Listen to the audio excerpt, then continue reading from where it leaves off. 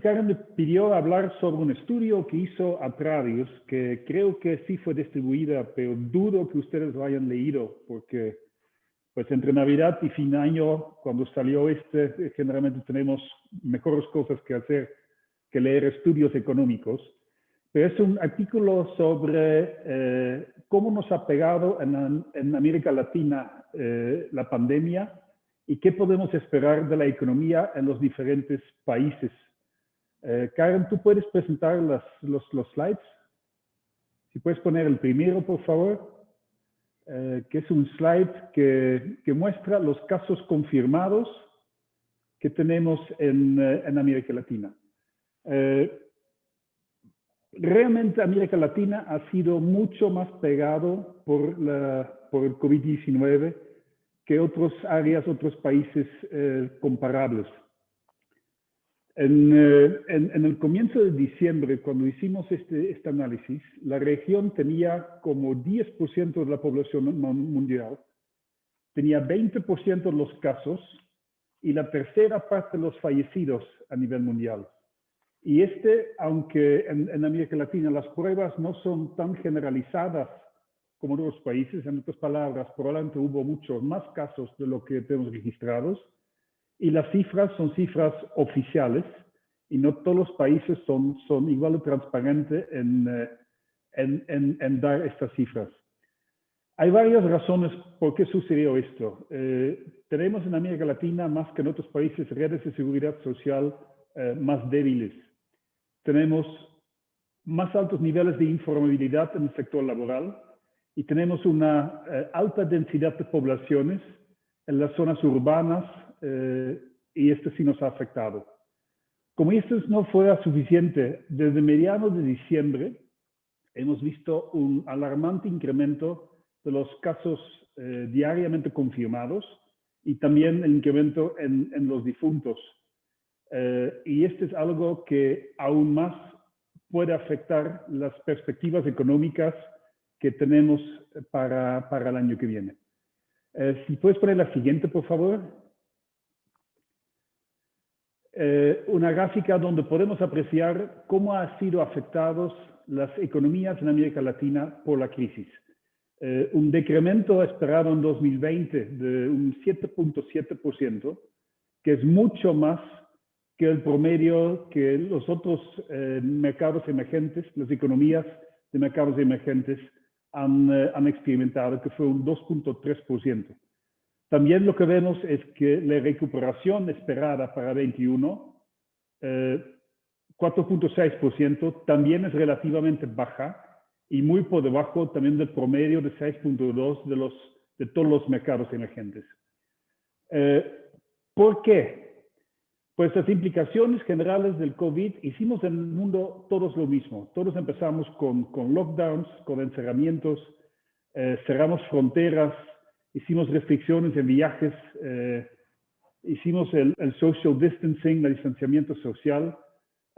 Todo esto causó un decremento en la demanda mundial para productos, bienes, servicios y causaron una enorme reducción en los precios de los commodities.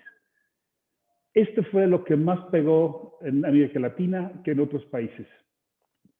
En América Latina, la mayoría de los gobiernos aplicaron restricciones mucho más severas que en otros países y también un regreso de estas medidas drásticas mucho más lento que en otros países. Y hay un par de características estructurales también en el mercado laboral de América Latina. Tenemos una mucho más alta informalidad de la economía, lo cual hace mucho más difícil proporcionar apoyo financiero a empresas y a hogares. Tenemos una alta proporción de trabajadores en sectores muy intensivos en contacto, como es turismo, hotelería, todo lo que es entrenamiento. Y también las economías en América Latina, por sus características, no se prestan tanto como otros países a poder trabajar en forma remota. Entonces, estas son cosas que realmente hicieron que el COVID pegó mucho más en América Latina que en otros países comparables. ¿Podemos ir a la siguiente, Karen, por favor? Ok. Los países con las contracciones más altas en la economía, podemos apreciar en esta gráfica, el colapso del turismo mundial realmente afectó a casi todos los países en el Caribe. Y también podemos ver que las economías un poco más diversificadas, donde sí era más posible trabajar de una forma remota, entonces de una forma segura, esas economías, y estoy pensando en Panamá, Brasil, Chile, Uruguay más que nada, cayeron más o menos en el promedio de los demás mercados emergentes. Pero aún ahí, la contracción económica en 2020 ha sido brutal. Algunas cosas nos ayudaron. Si podemos ir a la siguiente, Karen, por favor. Lo que realmente ayudó a muchos países en América Latina fue un evento muy inesperado, las remesas. Para la región, para darles una idea, en América Latina, en 2019 recibimos casi 100.000 millones de dólares de remesas, y esto no ha bajado en 2020. Son generalmente fuentes claves de ingresos para países especialmente centroamericanos, para algunos países en el Caribe. Destaca Haití con casi 40% del PIB viene de remesas. Honduras, El Salvador están en una cuarta parte, Jamaica también se acerca al 20%. Llama la atención aquí que está mencionado México, pero más tarde vamos a hablar un poco más de México. Pero esta fue una sorpresa. En marzo de 2020, el Banco Mundial proyectó que las remesas a los países emergentes, emergentes con muchos migrantes fuera de su país, iba a caer un 20%. ¿Qué pensó el Banco Mundial? Bueno, trabajadores migrantes y especialmente los indocumentados o gente con permisos de trabajo temporales, normalmente no tienen acceso a redes de seguridad social. También son más susceptibles a la infección por COVID-19, porque generalmente trabajan en condiciones no tan buenas, viven en lugares más concurridos, tienen un acceso generalmente muy limitado a atención médica. Entonces, el Banco Mundial era en marzo muy pesimista. La realidad es que las remesas a los países emergentes con migrantes bajó no en estos tamaños, sino un poquito más de 7%. Pero en América Latina no cayó. En América Latina, en 2020, tuvimos el mismo nivel de remesas que en 2019. Y es importante aquí darnos cuenta que esta es una medida en dólares. Todas las monedas en América Latina depreciaron contra el dólar, entonces el rendimiento neto de estas remesas ha sido mucho mayor de lo que ha sido en 2019 por los tipos de cambios más altos. Entonces, este realmente ha sido uno de los menos malos cosas que nos pasaron en 2020. 2021, otra vez, el Banco Mundial es negativo y piensa que va a bajar un 8%. Por razones muy sencillas. Los migrantes en 2020 usaron muchos sus ahorros para poder enviar dinero a sus familiares y tuvieron, y esto fue una sorpresa, eran más capaces de acceder a ayuda en los países que fue ofrecido en los países donde viven. 2021, estas dos cosas van a disminuir. No tienen ahorros ilimitados los migrantes, como todos sabemos y entendemos. Y también los paquetes de rescate que han sido implementados en los principales países donde tenemos migrantes, por supuesto Estados Unidos para México y los países en Centroamérica, pero también España e Italia, que son países donde encontramos relativamente muchos argentinos, bolivianos, ecuatorianos, colombianos, peruanos. No se va a repetir en 2021 lo que tuvimos en 2020. Si podemos ir a la siguiente, Karen, por favor. nada más para mencionar, por la dependencia que tenemos, lo que ha sucedido con los commodities en América Latina. Los precios, como sabemos, bajaron muchísimo en los primeros 3-4 meses del año y después realmente se recuperaron a los niveles pre-pandemia, principalmente también por el desarrollo que ha tenido China. China sigue creciendo, China ha manejado quizás injustificadamente muy bien con esta pandemia, pero los commodities regresaron después de una caída casi todos a sus niveles originales, que es muy buena noticia para América Latina. Tenemos los principales productores mundiales de cobre en Chile y Perú. Tenemos los principales productores de soya en Brasil y Argentina. Ecuador es el país que más plátanos crece en el mundo. Brasil es el segundo producente más grande de iron ore, metales o minerales de hierro en el mundo. Esto también es una historia que va a terminar, según Banco Mundial, 2021. No ven muchos más incrementos en los precios de commodities. 2% para metales, 1% para productos de agricultura, no más que esto. Y lo que queda atrás es todavía el petróleo. Todavía está en un nivel de una tercera parte de donde estaban los precios antes de la pandemia. Va a seguir estando bajo presión los precios en 2021 y este afecta a países como Bolivia, Colombia, Ecuador y por supuesto Venezuela, pero Venezuela no lo incluimos en este análisis porque no hay cifras claras de Venezuela, aunque sí beneficia a los países que han sido más golpeados por la crisis, los países importadores de petróleo en Centroamérica y especialmente en el Caribe. Si podemos ir a la siguiente, estoy viendo el reloj, para ver qué esperamos para 2021, la proyección de crecimiento del PIB en los países más grandes. Hay una cosa interesante aquí si comparamos los dos mercados más grandes en América Latina, Brasil y México, y pueden apreciar aquí tanto la reducción en 2020 como la esperada recuperación en 2021.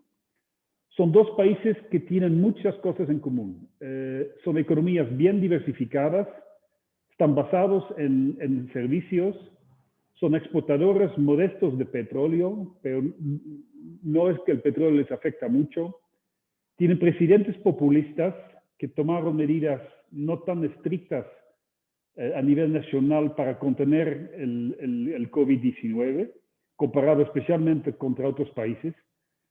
Sin embargo, la contracción del PIB en México se estima en casi un 9%, en Brasil un poco menos de 5%, y la perspectiva de recuperación para el año que viene es 5% para México y 3% para Brasil. Entonces, una diferencia que no compensa esta reducción. Hay varias diferencias. La economía de México es, por supuesto, mucho más abierta que la de Brasil y esto le hace sensible a otros shocks que vienen del exterior. Pero clave ha sido la diferencia en la respuesta de la política. En Brasil implementó un apoyo fiscal de un tamaño de más o menos el 12% del PIB. México hizo un apoyo fiscal del 1% del PIB. Ahí está la principal diferencia en la forma en que los dos países han manejado su crisis. Nuestro presidente AMLO ha dado y sigue dando prioridad a la disciplina fiscal, a pesar de que la deuda pública de México está en 47% del PIB y tiene y tenía mucho margen para incrementarla, especialmente dado que el costo de financiamiento en dólares ha bajado muchísimo. Brasil estaba en 76% y aún así hicieron todos estos paquetes de incentivos fiscales. También la política monetaria en México ha sido mucho más conservadora, estamos con tasas de intereses arriba del 4%. Brasil está en 2%, mientras que la inflación es similar. Entonces, ¿Cuál ha sido el resultado de esto? Que la confianza empresarial y las ventas retail en Brasil repuntaron con fuerza. Y en México la confianza empresarial y las ventas retail realmente quedan muy débil. Aparte de que tenemos el tema de la falta de confianza en México, preocupación sobre certeza jurídica, la validez de contratos que tienen empresas con el Estado. Todo esto son cosas que realmente afectaron y siguen afectando en México. Por ahí mi comentario sobre las remesas. Qué bueno que tenemos los mexicanos fuera que nos están salvando de esto. Esperamos que la economía de México regrese al nivel pre-COVID en 2024, no antes, un año más tarde que Brasil. Y hay varios otros países aquí mencionados, pero por el tiempo voy un poco más rápido. Interesante comparación con Argentina y Perú, donde las economías cayeron mucho más. Aparte, Perú tiene un sector informal muy grande que afectó o que causó más casos de COVID-19. También dos economías políticas completamente diferentes. Argentina muy poco amigable para el negocio, Perú muy ortodoxo, muy favorecido a los negocios. Argentina perdió el acceso a los mercados internacionales de capitales, Perú no. En todo, y no sé si hay argentinos en la audiencia hoy, para variar, Argentina hizo todo mal y pensamos que la economía argentina va a ser la última en regresar a niveles pre-COVID, como en 2025, si les va bien. El único país que va a estar peor es Venezuela. Chile ha hecho las cosas muy bien, ayudaron, ya lo mencioné, el precio de los commodities, hicieron un cambio en la ley que permitió a las familias utilizar sus fondos de pensiones en casos de emergencia, que también ha ayudado mucho. Colombia, a pesar de un encerramiento muy drástico, también tiene posibilidades de recuperarse rápido, aunque está sido afectado un poco por el precio de los petróleos, del petróleo. Pero este es un poco un análisis de los países y en el reporte pueden verlo con más detalle. Si podemos ir a la última, por favor, Karen. Algunas conclusiones. La recuperación económica de América Latina será muy parcial y muy desigual. Más fuerte o menos débil en los países que tienen un amplio espacio fiscal como Chile y Perú para ayudarlo. Va a seguir siendo muy débil para los países que dependen del turismo. Las perspectivas realmente dependen no tanto por temas en la región, sino qué va a pasar con la pandemia a nivel mundial y qué tan bueno vamos a hacer en América Latina de implantar el proceso de vacunar, qué tan eficiente vamos a hacer. Y ahí algunos países están mejor posicionados que otros países.